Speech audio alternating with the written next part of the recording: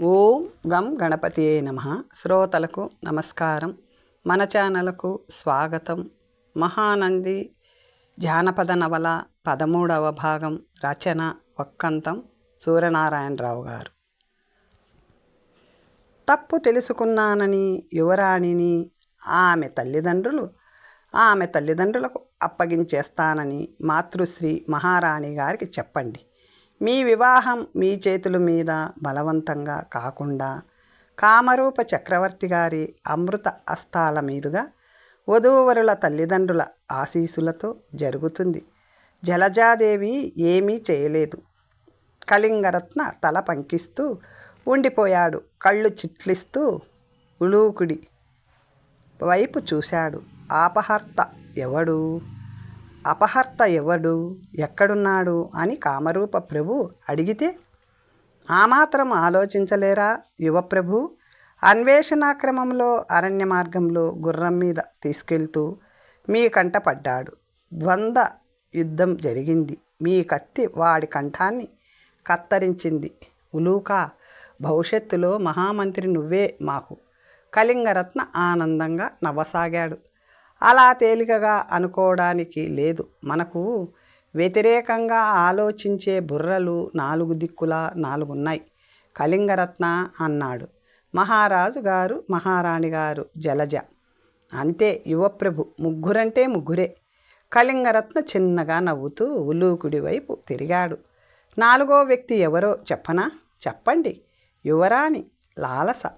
కళింగరత్న అన్నాడు. చూశావా, చుట్టూ ఉన్న తలల్ని లెక్కబెట్టడంలోని పొరపాటు చేశాం. ఉపాయంలో లొసుగులు ఉండవచ్చుగా. ఆలోచిద్దాం. ఇద్దరు కాసేపు మౌనంగా ఉండిపోయారు. కళింగరత్న అంతరంగిక సేవకుడి వైపు తదేకంగా చూశాడు. ఎదురయ్యే సమస్య ఏమిటో తట్టింది. ఉలూకుడు తల తిప్పి ఆశ్చర్యంగా చూశాడు.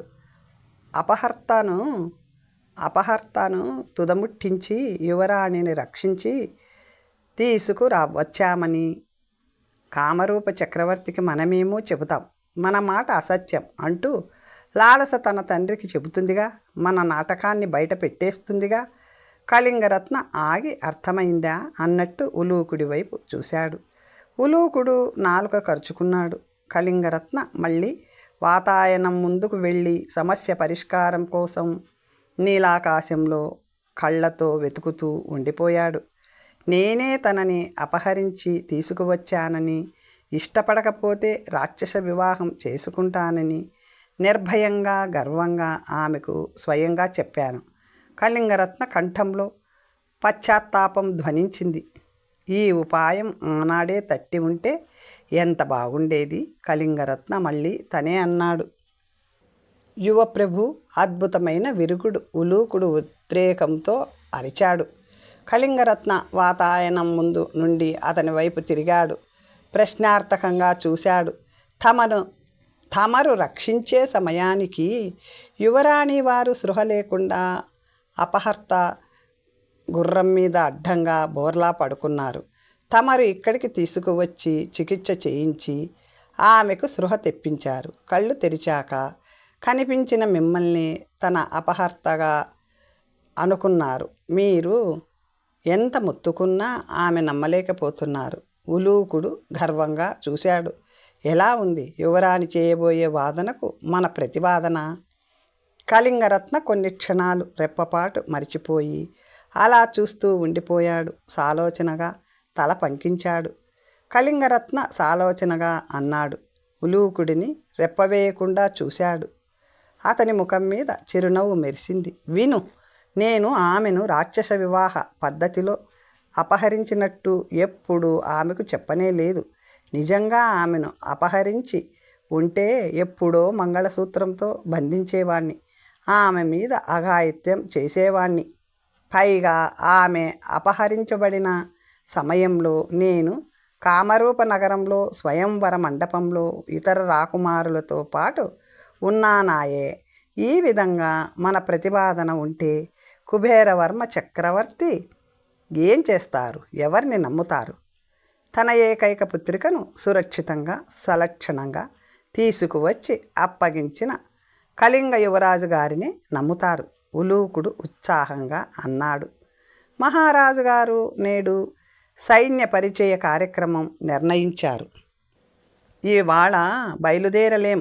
రేపు ఉదయమే మన ప్రయాణం కామరూప నగరానికి. యువరాణి లాలసాదేవి గారితో పాటు. కామరూప నగరం కాదు యువప్రభు, అత్తవారిల్లు అనండి, ఉలూకుడు నవ్వుతూ అన్నాడు. కళింగరత్న తన మెల్లకంటితో క్షణపాటు శూన్యంలోకి చూశాడు. యువరాణి వేసే ఎత్తుకు పై ఎత్తు మన గుప్పెట్లో ఉంది. ఇంకా 3 బుర్రలున్నాయి. మహారాజు గారు, మహారాణి గారు, జలజ. వాళ్లను మర్చిపోండి యువప్రభు. కన్యాదాత అయిన కామరూప చక్రవర్తి కల్పించుకొని కళ్యాణ సంకల్పం చేశాక ఎవరు ఏమీ చేయలేరు. నీకు తెలీదు, మా జననీ జనకుల ధర్మ ప్రవర్తన నీకు తెలీదు. కామరూప చక్రవర్తి గారు వివాహ ప్రతిపాదన చేస్తూ ఆహ్వానించగానే ఇద్దరిలో ఎవరో ఒకరు అపహర్త తమ కుమారుడే అని చెప్పేస్తారు. అందుకు మహాబలమైన కారణం ఉంది. అది మా వంశానికి సంబంధించిన శతాబ్దాల నాటి భయంకర గతం. అంటే మహారాజు గారు, మహారాణి గారు తమ ఏకైక పుత్రుడిని, ఏకైక వారసుడిని శాశ్వతంగా కోల్పోతారా? ఉలూకుడు నోరు వెళ్ళబెట్టాడు. దోషిగా నన్ను అప్పగించకపోవచ్చు. యథార్థాన్ని ఎరుకపరిచి తమ వంశాంకురాన్ని క్షమించి వదిలిపెట్టమని అర్థిస్తారు. మీ కుమార్తె మీకు దక్కింది, మా కుమారుడిని మాకు దక్కించండి అని నా వివాహాన్ని విధ్వంసం చేసి నన్ను తెచ్చుకుంటారు. నీకు తెలీదు. కళింగరత్న గొణుగుతూ అటూ ఇటూ తిరగసాగాడు. ఉలూకుడు తీవ్రంగా ఆలోచిస్తూ కాసేపు కళ్ళు మూసుకున్నాడు. తటాలున కళ్ళు తెరిచాడు. తట్టింది అన్నాడు ఉద్రేకంగా. కళింగరత్న ఆగి ప్రశ్నార్థకంగా చూశాడు. ఒక పని చేద్దాం యువప్రభు.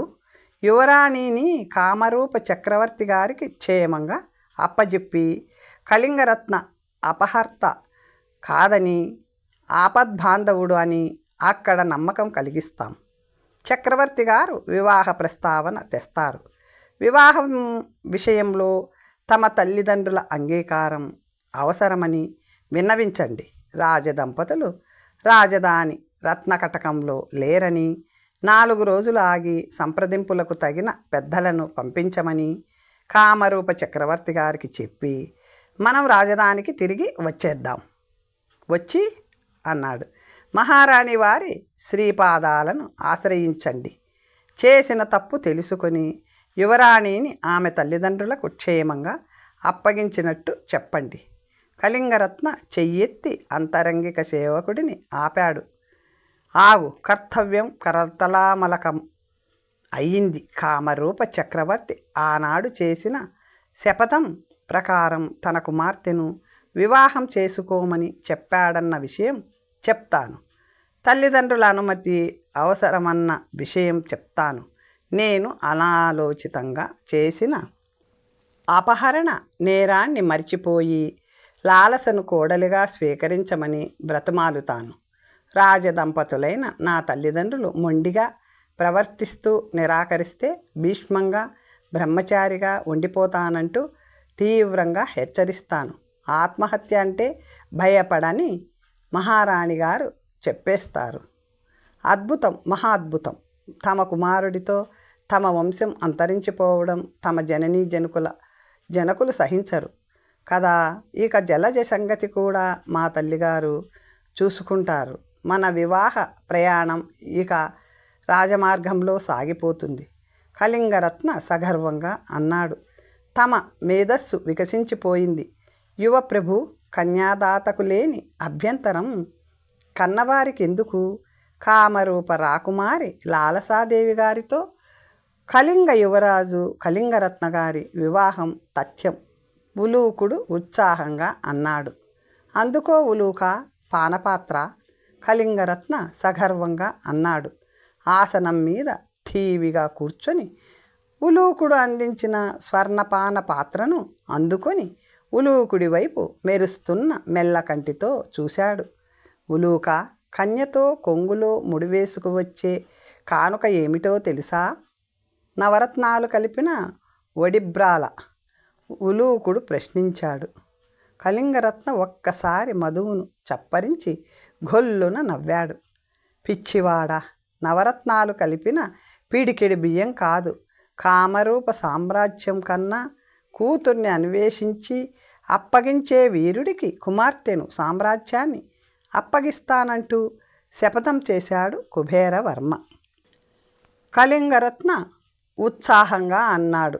ఎల్లుండి సూర్యోదయానికి ముందే మన ప్రయాణం. రేపు రాత్రికే అంతా సిద్ధం చెయ్యి. అతి రహస్యం సుమా అన్నాడు. లాలస వాతాయనం ముందు నిల్చుంది.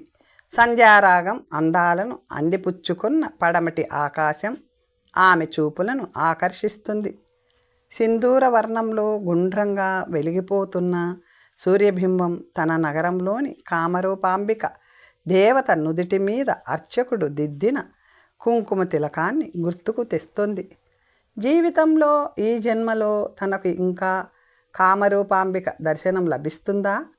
తను తల్లిదండ్రులను కలుసుకోగలదా? కామరూప నగరానికి వెళ్ళగలదా? ఎర్రటి గుండ్రటి సూర్యబింబం మధ్య నల్లటి గీత ఏదో గీస్తున్నట్టు ఏదో పక్షి ఎగురుతూ వెళ్ళింది.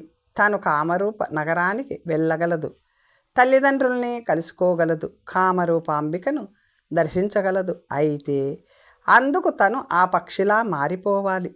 లాలస బరువుగా నిట్టూర్చింది. మెల్లకంటి మేటి వీరుడు తనను వదలడు. తనని హెచ్చరించిన విధంగా రాక్షస వివాహం చేసుకుంటాడు. రాక్షస వివాహ బంధం నుండి తప్పించుకోవడానికి తనకి ఒకే ఒక మార్గం ఉంది, ఆత్మహత్య. అవును, తనను అపహరించి తెచ్చిన రాక్షసుడికి తను తన మనస్సును ఇవ్వలేదు, తనువును ఇవ్వదు.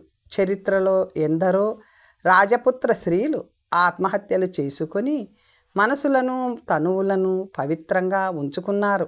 వాళ్లే, ఆ వీరకాంతలే తనకు ఆదర్శం. తలుపు గొళ్ళెం చప్పుడు లాలసను గిరుక్కున వెనక్కు తిప్పింది. మూగ బధిర వృద్ధ పరిచారిక కురంగి తలుపులు మూసి జాగ్రత్తగా గొళ్ళెం బిగిస్తుంది. లాలస తన సంధ్యారాగ సందర్శనను ఆలోచనలను మాని మంచం వైపు నడిచి తలగడకు ఆనుకొని వాలుగా కూర్చుంది. చెవిటి పరిచారిక అడుగుల చప్పుడు కాకుండా మంచాన్ని సమీపించింది. ఆమె చంకలో ఏదో గుడ్డల మూట ఇరికించి ఉంది. ఆ మూటను తలగడల కింద దోపి లాలస వైపు తదేకంగా చూసింది.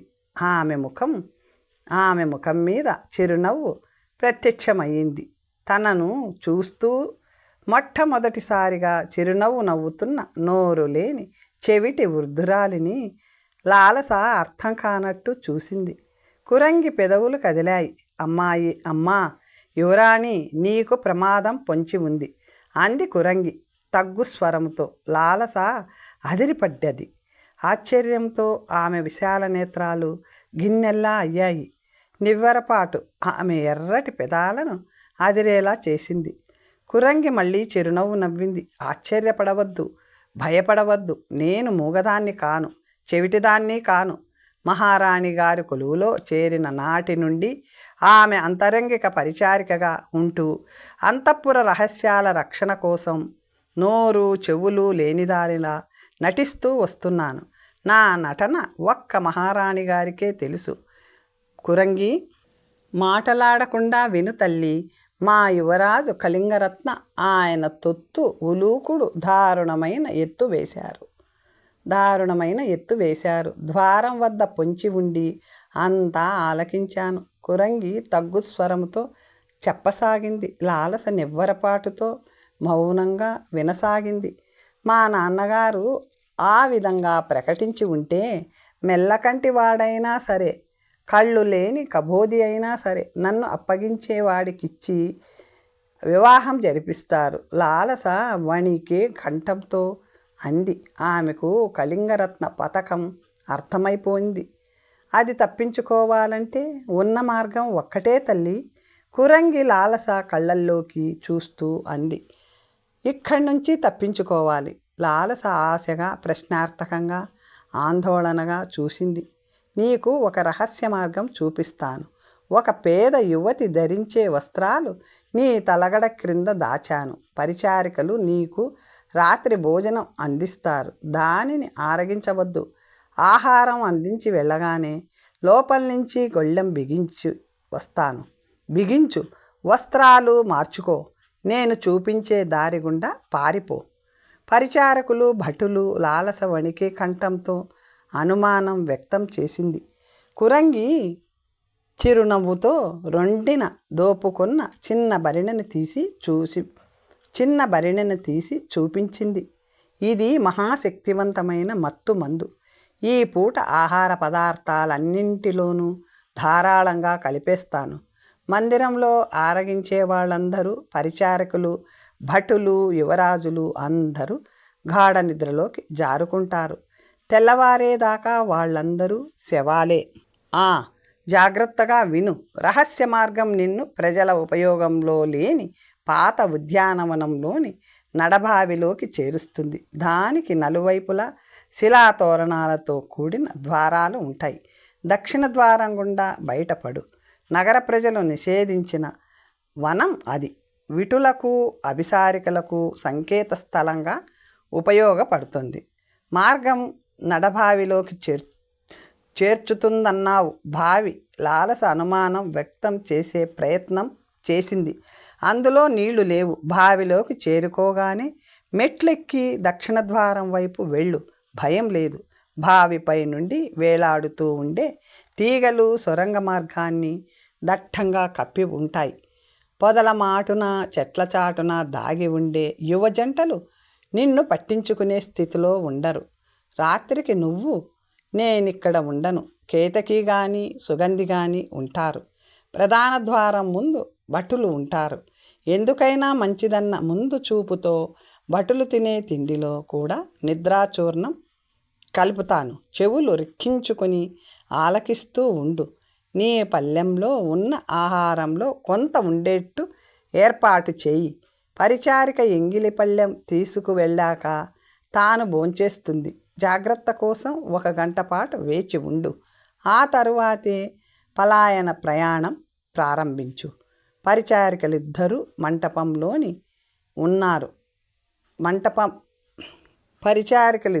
వంట పనిలో ఉన్నారు. రా, దారి చూపిస్తాను. బాగా గుర్తు పెట్టుకో. ఇది చాలా విశాలమైన నగరం. పొలిమేర సమీపించేదాకా దక్షిణ ముఖంగానే సాగిపో. నక్షత్రాలను ఆధారంగా చేసుకో. పొలిమేర దాటాక నాలాగా మూగదానిలాగో పిచ్చిదానిలాగో నటిస్తూ మా రాజ్యం దాటి మీ రాజ్యం చేరుకో. దారి చూపించే బాధ్యత నాది, తప్పించుకునే బాధ్యత నీది. రా, వెళ్దాం. లాలస పళ్ళెంలో కొన్ని పదార్థాలను వదిలివేసి పళ్ళెం తీసుకువెళ్ళడానికి వచ్చే పరిచారిక కేతకి కోసం 1000 కళ్ళతో ఎదురు చూస్తూ కూర్చుంది. ఆమె వచ్చి వెళ్ళాక తాను గంటపాటు వేచి ఉండాలి.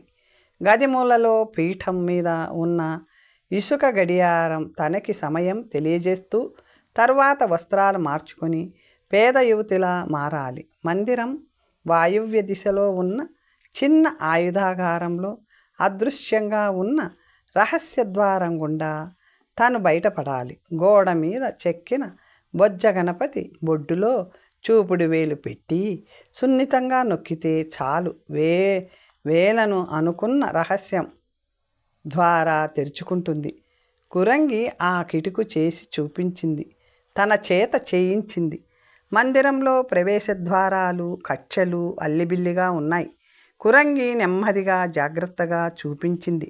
ద్వారాలు గుర్తుంచుకోవడానికి ఉపాయాలు చెప్పింది. ఉద్యానవనానికి చేర్చే రహస్య మార్గం చీకటిగా ఉంటుందట. నిర్భయంగా ఒక చేత్తో గోడను తడుముకుంటూ వెళ్తే చాలు అంది కురంగి. తనకు ధైర్యం చెప్పింది.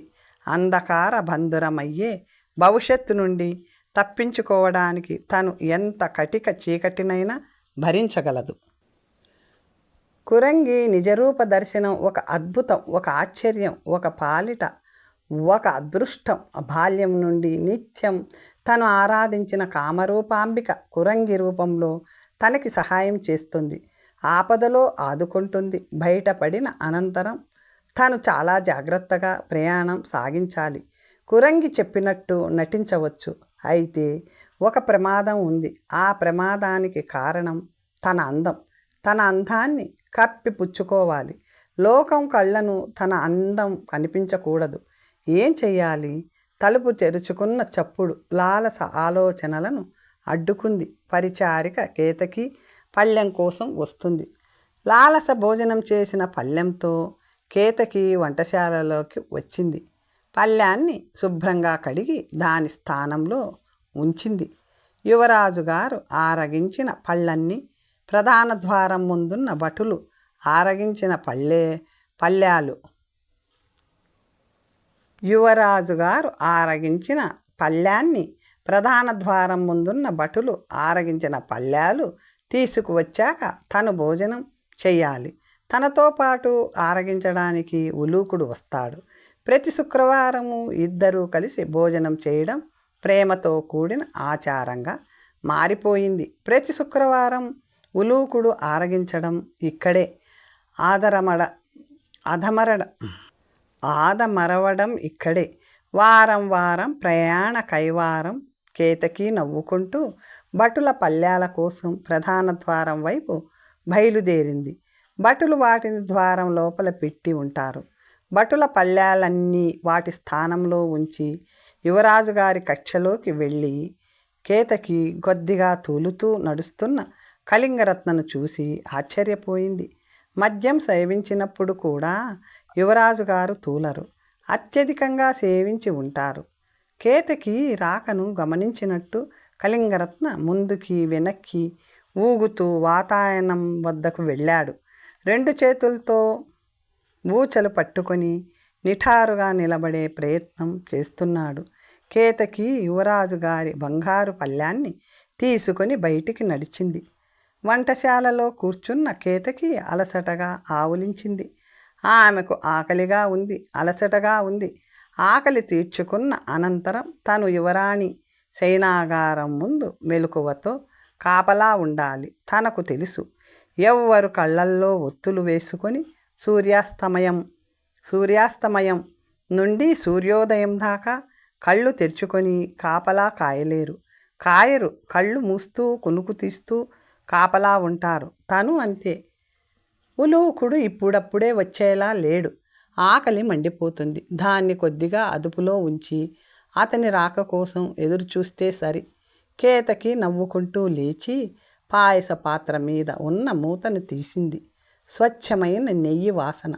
ఆమె ఆకలిని హెచ్చవేత వేస్తూ పాత్రలో నుంచి దూసుకు వచ్చింది.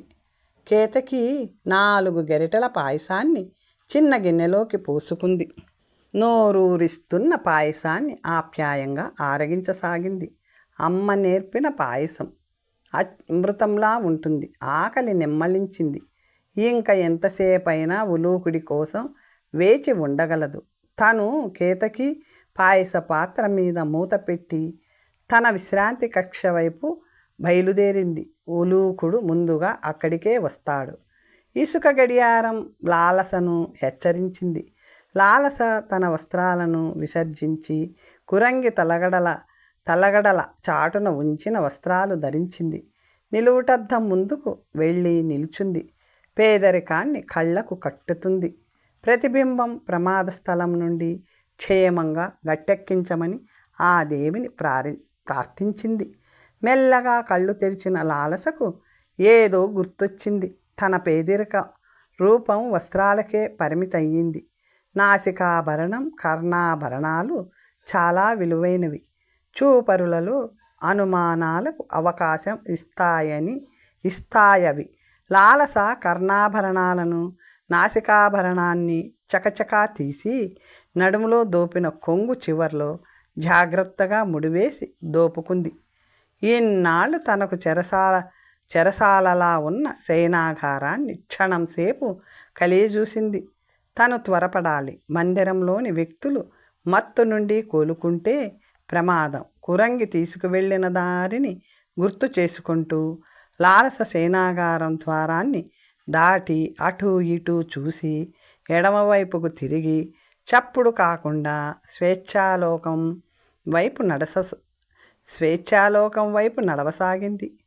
ఉలూకుడు గుర్రం మీద నుండి దిగి ఉల్లాసంగా ఈల వేసుకుంటూ పర్వత మందిర ద్వారం వైపు నడిచాడు. ద్వారం ముందు ద్వారపాలకులు నిల్చొని లేరు.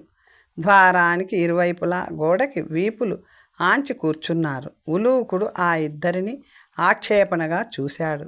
రేయ్ పర్వతాలు, లింగా, లేవండ్రా! ఉలూకుడు వేగంగా మెట్లెక్కుతూ ద్వారపాలకుల్ని ఒక్కసారి హెచ్చరించి తలుపులు తెరిచి లోపలికి వెళ్ళి తలుపుల్ని మూసివేశాడు. కేతకి తన కోసం మేలుకొని ఉంటుంది.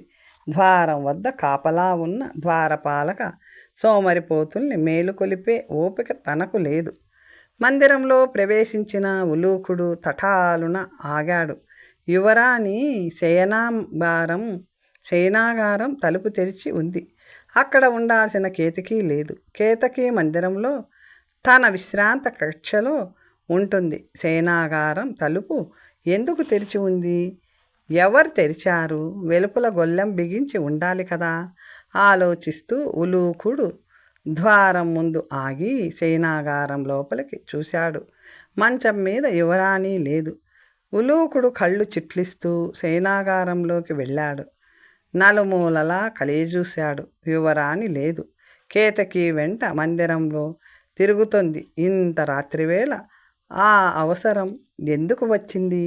యువరాజు గారికి తెలిస్తే ప్రమాదం. ఆయనకి చిక్కే మొదటి బలిపశువు తనే. ఉలూకుడు సేనాగారం వెలుపలికి వేగంగా వెళ్ళాడు. కాసేపట్లో మందిరంలోని ప్రధాన కక్షలన్నింటిలోనూ చూశాడు. తన సేనాగారంలో యువరాజు చెవులు చిల్లులు పడేలా గురక పెడుతూ గాఢ నిద్రలో ఉన్నాడు. ఇతర కక్షలలో ఎవ్వరూ లేరు. ఇక మిగిలింది వంటశాల, కేతకి కక్ష్య. ఉలూకుడు పాకశాలలోకి తొంగి చూసి కేతకి లేదని నిర్ధారించుకొని ఏకాంతంలో ఆమె తనను కలుసుకునే కక్ష వైపు వేగంగా వెళ్ళాడు. కేతకి గోడబారగా ఉన్న అరుగు మీద వెల్లకిలా పడుకొని ఆదమరిచి నిద్రపోతుంది. ఉలూకుడు ఆమెను పిలుస్తూ చేతితో కుదుపుతూ మేలుకొలిపే ప్రయత్నం చేశాడు. కేతకి చలనం లేదు. మొదటిసారిగా ఏదో అనుమానం ఉలూకుడిలో పాట మరిచింది. అతని గుండె దడదడమంటూ వేగంగా కొట్టుకుంటుంది. పూర్తిగా మరిచిపోయిన ఉపయోగం లేని ఈ చిన్న ఆయుధాగారం గుర్తొచ్చిందతనికి. ఉలూకుడు నెమ్మదిగా గుమ్మం వైపు పరిగెత్తాడు. ఆయుధాగారంలో నోరు తెరిచి చూస్తున్న రహస్య ద్వారాన్ని చూసి వణుకుతున్న కాళ్లను అదుపులో పెట్టుకునే ప్రయత్నం చేస్తూ ఉలూకుడు ద్వారం వైపు పరిగెత్తాడు. రహస్య మార్గం గుండా వెళ్ళడం వృథా, సమయం వ్యర్థమైపోతుంది. ఆ మార్గం ఉద్యానవనానికి తీసుకువెళ్తుందని తనకి తెలుసు, సందేహం లేదు. యువరాణి రహస్య మార్గం గుండా పారిపోయింది. ఆ మార్గం గురించి ఆమెకి ఎలా తెలిసింది? ఎవరు చెప్పారు? కేతకి ద్వారపాలకులు యువరాజు గారు ఆదమర్చి ఎందుకు నిద్రపోతున్నారు? లోపల నుంచి ఒకదాని తరువాత ఒకటి తన్నుకు వస్తున్న ప్రశ్నలకి సమాధానాలు వెతికే ప్రయత్నాన్ని మనసులో నుంచి తీసేసి ఉలూకుడు ప్రధాన ద్వారం వైపు పరిగెత్తసాగాడు. ముందు తాను కనిపెట్టాల్సింది ప్రశ్నలకు సమాధానాలు కావు, పారిపోయిన యువరాణి గుర్రం వైపు పరిగెట్టు. పారిపోయిన యువరాణి లాలసను మత్తు నిద్రలోనే ఉన్న ద్వారపాలకుల్ని నిర్లక్ష్యం చేస్తూ ఉలూకుడు తన గుర్రం వైపు పరిగెట్టాడు. కొద్ది క్షణాల్లో ఉలూకుడు అధిరోహించిన అశ్వం పర్వతపాదం వైపు పరుగు ప్రారంభించింది. లాలస కళ్ళు ఆమె ప్రయత్నం లేకుండానే ఒకసారి మూసుకున్నాయి. సొరంగ మార్గాన్ని ఆవరించిన కాటుక లాంటి కటిక చీకటిలో నుంచి తెల్లటి కాంతిలోకి ప్రవేశించింది ఆమె. చెమట బిందువులతో తడిసిన శరీరాన్ని సున్నితంగా స్పృశిస్తూ చల్లదనాన్ని అందిస్తుంది గాలి. లాలస నడభావి మెట్ల మీద నిలుచుని తల పైకెత్తి చూసింది. ఆకాశంలో చంద్రుడు వెన్నముద్దలా వెలిగిపోతున్నాడు. తనకు దిశానిర్దేశం చేస్తున్నాడు. కురంగి సూచన మేరకు తను దక్షిణం వైపు వెళ్ళాలి. లాలస మెట్లన్నీ ఎక్కి బావిపై మెట్టు మీద నిలుచొని చుట్టూ చూసింది. చెట్ల చాటు నుండి, పొదల మాటున నుండి స్త్రీ పురుషుల నవ్వులు వినిపిస్తున్నాయి. ప్రేయసి ప్రియులు లాలస కళ్ళు కొంచెం ఆశ్చర్యంతో విచ్చుకున్నాయి. తాను వెళ్ళాల్సిన దక్షిణ ద్వారం వైపు నుండి తెల్లటి చీర ధరించిన యువతి వస్తుంది. శ్వేతాభిసారిక. వెన్నెల రాత్రులలో ప్రియుడి కోసం సంకేత స్థలానికి వచ్చే నాయిక శ్వేతాంబరాలు ధరిస్తుంది. వెన్నెల వెలుగులో కలిసిపోవడానికి చీకటి రాత్రులలో నల్లటి వస్త్రాలు ధరించి సంకేత స్థలానికి వస్తుంది. ఆమె నీలాభిసారిక. తనకు తెలుసు. తర్వాత కథ వచ్చే భాగంలో తెలుసుకుందాం. నమస్తే.